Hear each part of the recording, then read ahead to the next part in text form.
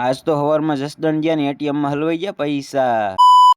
Hello મિત્રો, good morning. આજના નવા મિની વ્લોગમાં તમારું બધાનું સ્વાગત છે. સવારમાં વી ગયા કારખાને, ત્યાં ગયા તો આ જવાનું તું જસદણ.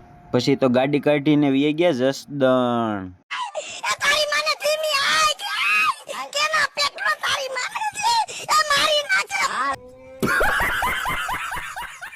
પછી બસને દીધો મોરે મોરો.